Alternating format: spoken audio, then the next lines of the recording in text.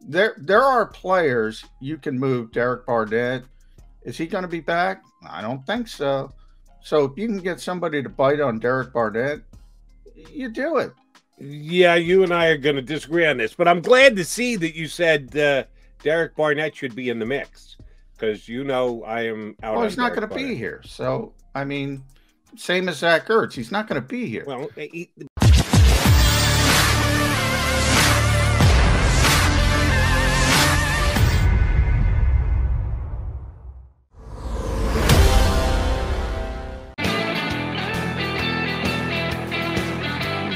Mac and Mac here with you on Birds 365. As you can tell by your screen, we have not been joined by our first guest yet.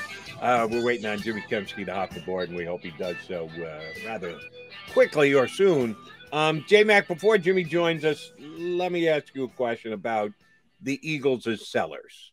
I told you yesterday I was a little perturbed by Howie Roseman and the fact that he so easily looks into the camera and flat out lies that no, we're not sellers. We think we've got strength at this position. Tyree Jackson, we're opening up opportunities for other guys on our roster. No, you're not. You're a seller.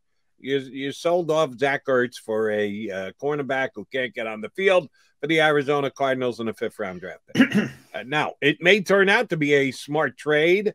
Maybe the corner that they picked up turns into a player. The 5th-round draft pick turns into a player down the road. 7 years from now, we may be going, damn, do you remember when Howie traded Zach Ertz, who was out the door, for Tay and a 5th-rounder who turned into player X? Yeah, that could happen, but right now it hasn't. And it does nothing. Well, it does something, actually. It makes the Philadelphia Eagles a worse team here in 2021.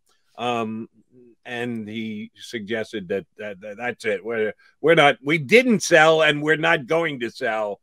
I'll throw the BS flag and tell you I think the Eagles will attempt to make more deals between now and the trade deadline. I mentioned Avonte Maddox yesterday as a potential player that I think the Eagles could sell. I think there is a need around the National Football League for good slot corners. It is an actual now position. It used to be the nickel. You just brought a third corner onto the field. Now you expect guys who cover inside, not outside wide receivers, to have a specific skill set to be able to do things differently. And I think Avonte Maddox is a damn good slot corner. I guarantee you there's going to be a need pop up for a team over the next couple of weeks before the trade deadline that is more of a legitimate contender than the Eagles for a slot corner. Do you think the Eagles would trade Avonte Maddox if the right deal was out there for him? I do not. I think that's exactly the type of player they want to keep. Very young player coming off his rookie deal, has finally developed, finally settled down. I think he has played well in that nickel position. That's exactly the kind of, just like Jordan Mailata, just like Josh Sweat, it's exactly the type of player they want to extend and they want to reward, they want to keep in the system. And I think ultimately they will be, because slot corner doesn't get paid like outside corner. Probably not fair. I talked about a little bit yesterday on the show. So it won't be out of, craziness like an outside corner might get paid. So they'll be able to get a cost-effective deal done with Avonte Maddox and have him as the nickel corner, the slot corner, which is his natural position, which is where they drafted him to be. Even though he played outside at Pitt, they projected him inside to play slot corner. But, as a rookie, they had to play him at safety. Then they had to play him at outside corner. He's never had a chance to settle down. He's finally getting a chance to settle down in the slot. He's playing pretty well. I think he's one of the last people they would trade. I think when you talk about trades, you look at expensive guys who are veterans on the back end of their career. Maybe you have a younger player, Zach Ertz being the perfect example of this. You have a younger player you want to keep, you have to pay, and Dallas Goddard. That's why players like that get put on the trade market. And then you hope a contender comes in and says, all right, we're a tight end away from contending. We're a defensive tackle away from contending. Maybe we'll give you something for a high-priced player. But, you know, and I think I said yesterday, I know I don't kill Howie Roseman. What's he going to do? Go up there? Oh, we're selling, buy or sell. Open up, put the sign out. You can't do that. And not to mention the fact the NFL, you know, it's still so early. So, you know, right now the final wild card team is 3-3. And you're 2-4, and you have the easiest schedule in the NFL moving forward. If you believe all the football power indexes and all that kind of nonsense, um, you can't just pull the plug. Plus, I don't believe there is rebuilding in the NFL. If you get a good deal, if you get the ability to trade, now here's the part where I kind of lean towards you, Jody. You can't be fooled by the fool's gold either. Shouldn't use full twice, but if you do make the playoffs at 8-9 or something of that nature, that doesn't mean you're a great team. That doesn't mean you got to build on what you have just completely. There are players you can move. Derek Barnett, is he going to be back? I don't think so. So if you can get somebody to bite on Derek Barnett, you do it. Something of that nature that makes sense long term.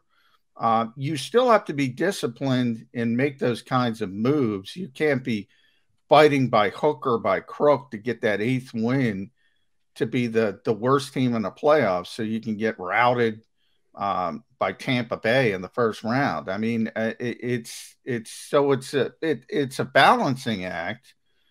But my key word here would be discipline. You have to be disciplined. You are where you are. You have an easy schedule. Maybe things start turning in your direction. That doesn't mean you're a good football team. Yeah, you and I are going to disagree on this, but I'm glad to see that you said Derek Barnett should be in the mix because, you know, I am out. Well, he's not going to be here. So, I mean, same as Zach Ertz. He's not going to be here. Well, he's got 1 year to run on the contract. See, he's in the same exact contractual spot that Devontae Maddox is, right? Yeah, but he's more expensive. 2, they've already made a decision, very similar to Jordan Mailata versus Andre Dillard at left tackle. They made their decision. They signed Josh Sweat. They made their decision. They decided between Josh Sweat and Derek Barnett. Now, you could argue if you want to go deep and say, Brandon then you would suggest Andre Dillard is someone who could be traded here over the next couple of days. Well, Andre Dillard would have been first on the list until all the problems started with Lane Johnson. Now I think you have to consider what the future is beyond. If you have Jordan Mailata and Lane Johnson at full bore, yeah, you trade Andre Dillard. And you probably have more. He probably has more value now than he did before he got on the field. So he would have been first on the list. There's a little bit of a kink thrown into that now, though. Derek Barnett probably would have been second on the list. They didn't decide on a different slot corner. I mean, they decided, they're going to decide that Devontae Maddox is their long-term starting slot corner. So that's the difference there.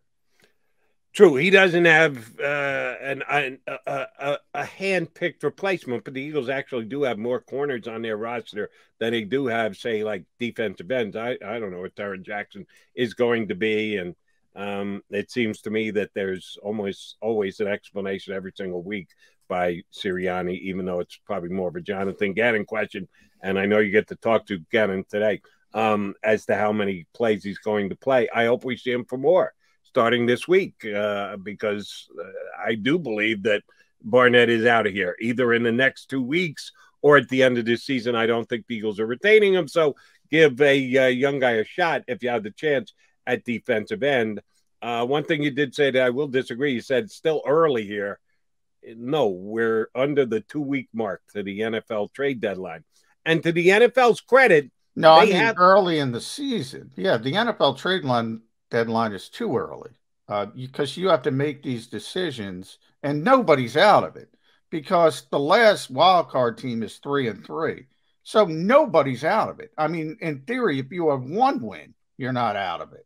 So the problem is the trade deadline is too early. That's That's what I was trying to say there. Right. Not everybody's in it. So in baseball, you have that clear kind of, all right, we stink. What are we going to do? In the NFL, not only do you have the emotion of only playing one game a week with the fan base and everything's live and die. One week you're going to the Super Bowl. One week Jalen Hurts is the greatest thing ever. He's going to be here for 10 years. The next week he's so bad you can't move forward with.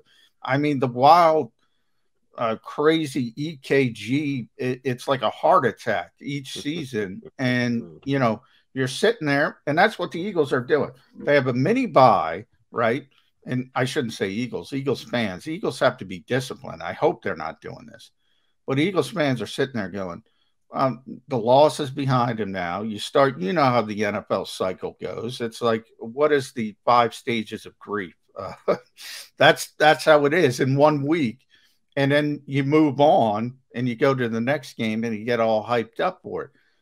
Now, the Eagles got to be more disciplined than that. And they have to understand, okay, we do have an easy road a bit. And if we turn things around, we can probably be in the conversation deep in the season to be that last wildcard team. Now, understood. But I don't think that's great, Jody. But real quick before you jump in, I don't think that's great. And that's where I think you have to have discipline. But unfortunately, that's what the NFL is. So it's tough to just say, oh, we're getting everybody out of here. The NFL is what it is, and the trade deadline is when it is. And oh, by the way, I know you've been around long enough. I've certainly been around long enough. The trade deadline used to be week 4. They have successfully pushed it back over the years because they see the added significance in Major League Baseball, in the NBA. Slightly lesser extent, but close to the NHL. The trade deadline in the NFL used to be a complete non-occurrence. That there was no way anybody would make a trade because you were 4 weeks into a season. You weren't even a third of the way through the season. Now at least you're sneaking up on the halfway point. So they have pushed it back like more than a month over the last 10, 15 years, whatever, however long it's been. Now, yeah, you're right, Jody. And that's why, and I think there's 2 reasons why. And I think younger GMs are also more willing to pull the trigger and be more aggressive. So you see a few more trades. It's still not like baseball or basketball, but or hockey is crazy. But you're right, they have pushed it back. And it is, you know, if the Eagles lose in Las Vegas and Detroit, well, then you're having a different conversation. So there is still a little bit of a time before you say that. But then the back end of this, which I think too often people ignore, all right, there still aren't a lot of trades as a whole in the NFL, more than there used to be. You also have to get people interested. And I don't know, I can't remember, and maybe I get too hyper-focused on the Eagles these days, but I don't remember any team in the NFL trading 4 or 5 players at the deadline. It just doesn't work like that in this league. It doesn't, but it doesn't mean you can't be a trendsetter. If you are an aggressive general manager, like you said, some of them are a little bit younger these days than they have been before, just because it's never been done before doesn't mean it can't be done now. That maybe no, but you need somebody to want the players, is what I'm saying. That's the back end. It always takes 2 to tango. Yeah, that's a given. So you can say, I'm going to be a trend center. I want to move 5, 6 guys. And I get what you're saying, but you got to be able to move those 5 or 6 guys. You got to have dancing partners. And I don't think you're going to find 5 or 6 dancing partners at this stage of the game in the NFL. All right, so if John McMullen is right and the Eagles either won't or can't do anything, why the hell did they trade Zach Ertz? I think it has more to do with Dallas Goddard than anything else. They want to make Dallas Goddard happy. I don't think he was happy. He was promised in the offseason he was going to be the tight end 1, so to speak, and he was for the first 5 games, but it was a very mismatched tight end 1. Zach was still playing a lot. Early, Nick played some 12 personnel. more than we expected. But then by week 3, it was all 11. So by week 3, it was, if Dallas was on the field, Zach probably wasn't. If Zach was on the field, Dallas probably wasn't. So they still had this convoluted kind of shuffling system. I don't think he was happy about it. I don't think his agents are happy about it.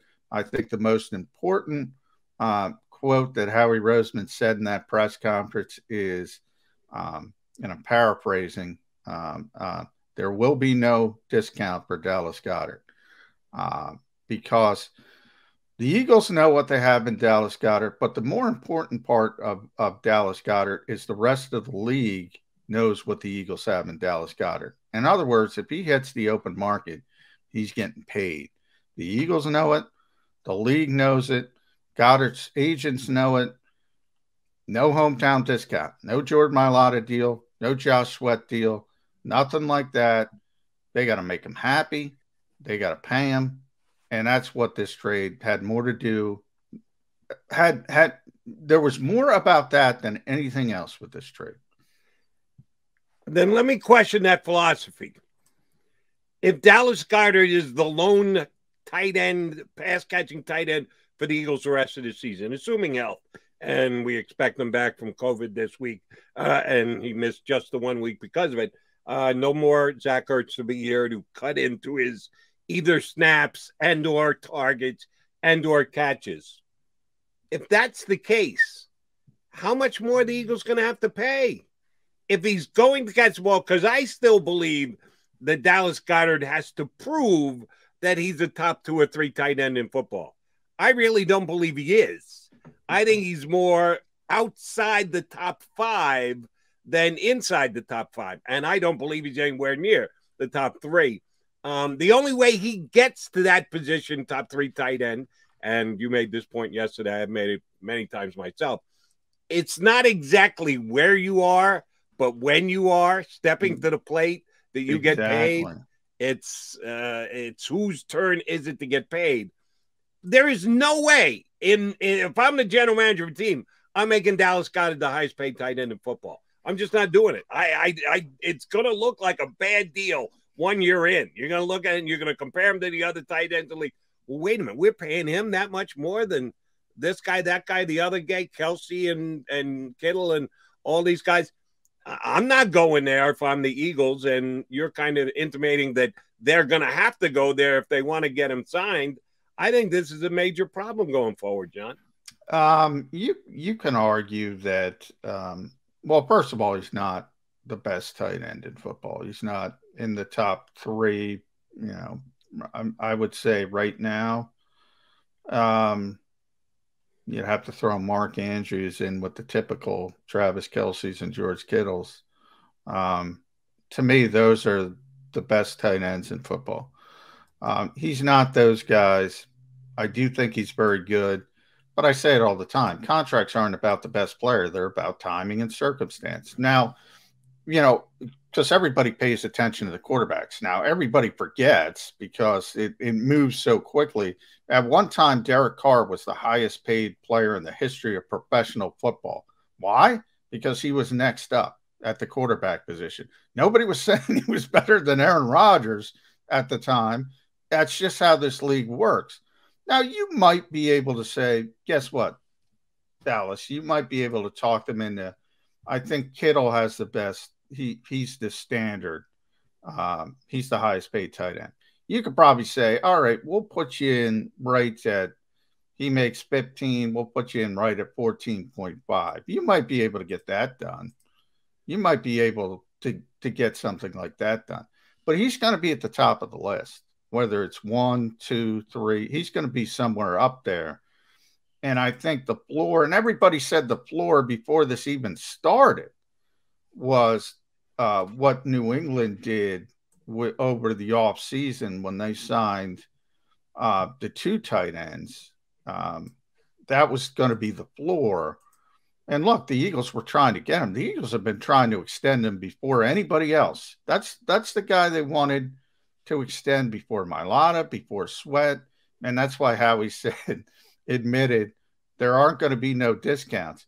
He said that because he knows he tried to get the discount. He wasn't able to get it. Dallas Goddard smartly bet on himself. And ultimately, I don't think it's going to be a concern because even if the Eagles don't work out a deal, they will put the franchise tag on him. They don't like to do that.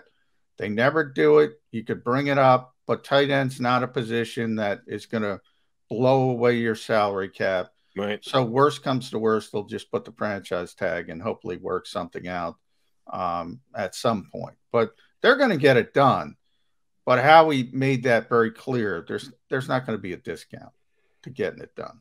I'll give you a couple of guys that I would rate over Dallas Goddard at tight end, and I'm not even including the Pitts kid from Atlanta, who's going to go by Dallas Goddard standing still, like he's standing still, but he's not there yet. But over the life of Goddard's contract, whatever he's going to sign for 5 years, that can be wiped away in the last year, the fourth year, somewhere thereabouts. Pitts is going to be a much superior player to him. You're going to see one this week. I guarantee you Darren Waller outstats Dallas Goddard. Well, I mean, you're talking about, look, if you're talking about just receiving, yeah, Darren Waller is a great receiving tight end. Look, he also used to be a wide receiver at Georgia Tech. I remember him here as a rookie with Baltimore. It was one of the I wrote about it. I always like to put it up. He was so dominant, 6'6", 230-pound wide receiver going up over all the Eagles' corners, catching 50-50 balls, going nuts. I mean, Dallas Goddard's a different type of tight end. Dallas Goddard's one of the few sort of old school tight ends. You can play him inline. And oh, by the way, if you've noticed, when the Eagles do throw the football, he's done some pretty impressive things as a receiver. Now, they haven't thrown the football a lot to their tight ends. He's really athletic, and it's a different type of player. But, yeah, if you're just going to rely on the flex tight end, which I get it, the new age in the NFL is, they're glorified receivers. They're just king-size slot receivers. It's almost a different position. And that's why people were talking about Kyle Pitts. You know, what are they going to label him as? Because if they label him as a tight end, he gets paid less. If they label him as a wide receiver, he gets paid more. So this is what agents talk about. You know, is he a slot receiver? Is he a flex tight end? You know, teams want to call him a tight end. Agents want to call him a wide receiver because they want to get him more money. It's almost a different position. But if you're just talking about receiving, then you want to go out and get a player like Darren Waller or Kyle Pitts, but it's almost apples and oranges. Do you think Dallas Goddard, even as you say, the tight ends get paid less than wide receivers, and that's exemplified through the franchise tag? Do you think that Dallas Goddard is meritorious of getting a franchise tag? Yeah, but, you know, franchise tags to me are about strategy, nothing more. It's not, I mean, people have franchised kickers in the past, for instance, because they don't get any money. And if you don't want to lose the guy and you can't work anything out, you just franchise him. And ultimately, you don't have to worry about it. And then you work out a deal. And that's that. To me, it's not about merit. It's about strategy. And if you can't get something done with a player that you want to keep, and especially if it's at a position that's not a high cost, now quarterback, edge rusher, corner, outside corner, that's different. If you're going to allocate that kind of money to that type of position, they got to be really good. But even quarterbacks, you've seen it. I mean, Kirk Cousins is, you know, he's made the most money in the history of mankind. He's in Andrew Brandt's Business Hall of Fame because he played that so well and he bet on himself. And he's a good quarterback, but he's not a great quarterback. Dak Prescott did the same thing for a while. That's kind of different. Tight end, yeah, he's I don't know if I'd use that word, but for a strategy, if I can't work something out, yeah, I'm just going to put the franchise tag on. And Goddard seems like a pretty good dude, and he's not a guy who's ruffling feathers in the locker room. But you got to admit that 60%, 70% of the players who get franchised, and it's not a big number, there's a handful of them in the NFL every single year, most of them are unhappy that they want that contract. They want that big guaranteed number, a franchise tag. As soon as they slap it on you, you're guaranteed that number for that year, but it's only 1 year rather than a major signing bonus and guaranteed money over multiple years. Will Dallas Goddard on a franchise tag here in Philadelphia be an issue? No, I don't think it'll be an issue, because ultimately, if they place it on him, it'll only be as a placeholder as they work out a long-term deal. In other words, I don't expect him to play on the franchise tag next season. Worst case scenario, you can do that. Then you might have some issues.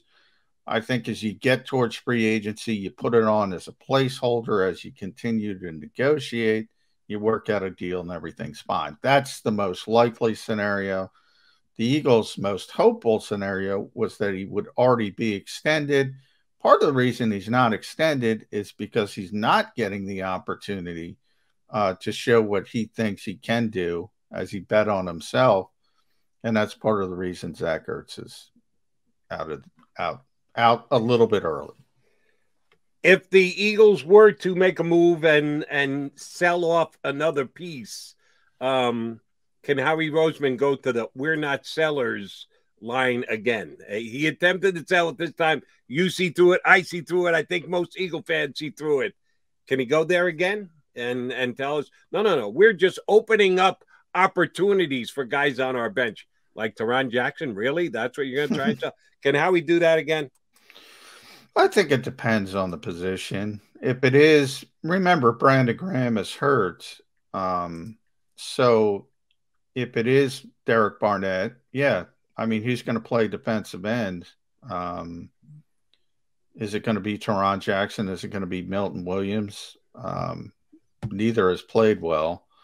I don't think you can argue that makes your team better, even though I know nobody in Philadelphia likes Derek Barnett. He's a heck of a lot better. Than Teron Jackson, Milton Williams. So that would be a difficult sell to me. I would say that. But right, but and I know this is exactly what Eagle fans don't want to hear. Who cares? You're giving up on the season. Is it? Well, you were asking me. Does it really matter if the Eagles are 7-10 or 6-11 or 5-12? Yeah, if you trade off some of these guys and you put some of these not ready for primetime rookies in, yeah, you're gonna lose more games. Who cares? I was just saying, you were saying, can Howie sell it? I don't think he can sell it at that point because of that reason. Yeah, I don't think it's an issue. I think if he can sell Derek Barnett, I think he should, because he's not going to be here next year. That, to me, it's pretty simple. But if you're talking about selling it as we're not having a fire sale, or we are having a fire sale, which, by the way, I don't think is ultimately important either. I don't think he could sell it. Howie Roseman, I'm talking about, if he trades somebody like Derek Barnett, because you don't have an obvious, you have an obvious answer for Zach Ertz. You want more playing time for Dallas Goddard. Nick Sirianni said it. Howie Roseman said it. And then you throw in, even at the back end, which I think is a little bit of hyperbole with Tyree Jackson, and Howie brought him up. And we also have Tyree Jackson, which I think is far less important. But even so, at defensive end, yeah, I guess you could say, because he's the third round pick, you could say Milton Williams. We got to see Milton Williams, but he's been pretty bad. You've seen quite a bit of him early in the season. He's been a part of that rotation. Probably one of the more disappointing parts of the rotation, I would say. He has not hit the ground running, but I wouldn't kill them. for wanting to play Milton Williams either. Let me ask about Milton Williams because, and again, you can go to Pro Football Focus and check the grades that they give out. You can judge with your own eyes. You get a different look there being at the stadium than most of us do, sitting at home watching on TV. He hasn't played all that well. I agree with your assessment, and it actually surprises me, aka bothers me, because I thought he played real well in preseason. With the fact that guys like Fletcher Cox weren't playing and guys like Javon Hargrave weren't playing, he got a chance to play a lot, and he made some plays, and he opened some eyes. Where is the drop? Why has the drop-off come? Well, I mean, look, I think we talk about I talk about it a lot when it's draft season, and everybody's great, Jody. Everybody's great. I mean, this guy's great. This guy's great, and we all know we know it every year. You get into the regular season, it's really difficult for rookies in general, and it takes a while. And it takes a while for even top tier rookies. We saw Kyle Pitts week 1. Kyle Pitts looked awful week 1. I mean, downright stinking awful. I think he's going to be fine, and he has started to be fine. He started to produce, and that's one of the most talented kids you're going to have, and you're ever going to see. The highest drafted tight end in history. Just a tremendous athletic freak type thing. And he struggled. And we've seen Devontae Smith have struggles as well as a really talented. It happens to every young player, Then when you start to get in the second round and third round, and you hear this kid's great, that kid's great, this kid's great, the reality is they're going to struggle. We all know it. But for some reason, people put these unrealistic expectations on them. And it's a little bit of a disappointment. And I don't think it's a concern long term. In fact, Jim Schwartz used to coin that term startup cost with young players. Startup, I thought it was a great term. Now, you always laugh because I love Jim Schwartz, yes, which I do. But I thought the term was great. I do. I think it's a perfect summation. When you start playing a young player, you're going to have some stinking issues. And he calls them startup costs. That's just the way it is. We've got startup costs here with us at Birds 365. I see a smiling face. We're going to take a quickie time out, then we're going to punch up Jimmy Kempski. He's jumping aboard next.